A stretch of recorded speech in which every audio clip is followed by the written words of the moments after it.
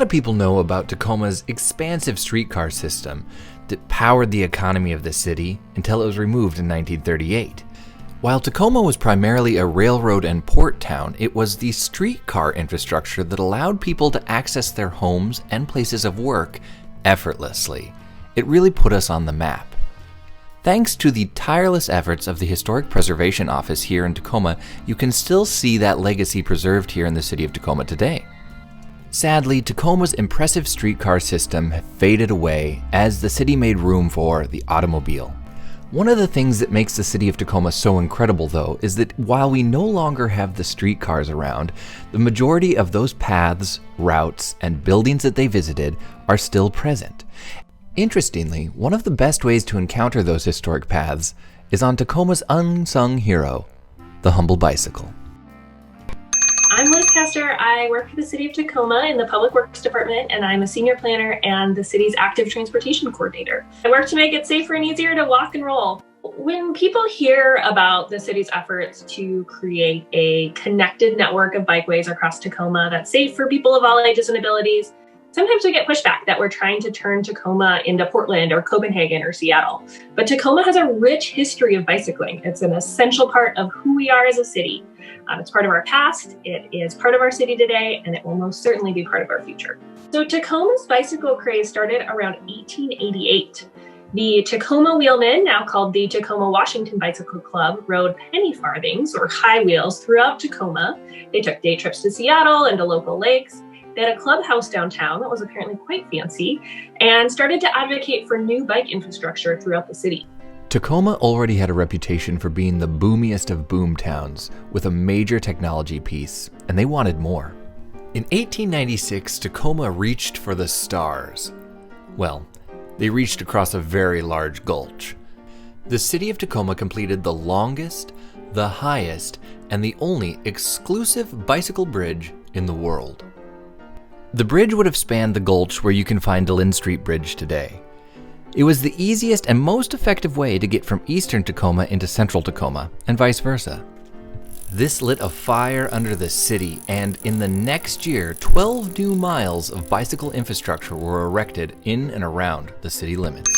Tacoma's love affair with bikes happened very early on, and still continues today. People love the same things about bicycling in Tacoma that we love today. You know, being able to bike to beautiful places, to local destinations, Point Defiance Park. The hills provided some fun challenges. There's a great story about a hill climb contest on 11th Street downtown, where folks on the 4th of July had a race to see who could get as far up the hill as possible. So yeah, Tacoma, it's got some interesting and varied places to ride, and I think folks just recognize that from the beginning. In a lot of ways, things haven't changed at all. A lot of today's bike paths in Tacoma are actually on top of the original bike paths that were in the area. Being able to encounter things like this is one of the things that sets Tacoma apart. Because of the actions of the City of Tacoma's Historic Preservation Office, we can still encounter these rich architectural and historic gems today. Water Ditch Path, which follows along Water Flume Trail through South Tacoma, is a classic example of a bike trail that existed in the 1800s and continues to exist here today. Fittingly enough, it gets its name from the fact that it followed along the water flume that used to deliver water into the city of Tacoma. While you can still see echoes of that past, some things have definitely changed. Just like today, not everyone was a fan of people riding bikes. An 1899 article I found from the Tacoma Daily Ledger tells a story of an unnamed farmer with long whiskers who came across some cyclists on the Water Ditch Path and complained about the city spending money on bicycle infrastructure. Then there are those bicycle women who go riding by with men's trousers on, he said. If my wife Maria should take a notion to ride one of those things and wear bloomers, I would certainly get a divorce. Sure. Some grumpy farmers didn't like the idea of women on bicycles, but not everyone was content to just stay at home. One of my bicycle heroes from the library's Northwest Room archives is named Miss Lucy D. Farrar. She was photographed at age 81, having been an avid bike rider for over 40 years. She lived in South Tacoma, right near Edison Elementary School, and had a second home on American Lake near JBLM, and she would regularly ride between them. The bicycling craze in Tacoma was electric. A great example is that on August 5th, 1938, the first ever annual Meet and Parade was held. There was a variety of bikes, costumes, and even loaner bikes available so that if you wanted to join the parade at the last minute, you could. The entire event concluded with very exciting races at the bottom of the Stadium Bowl, and over 90 prizes were awarded to costume racers.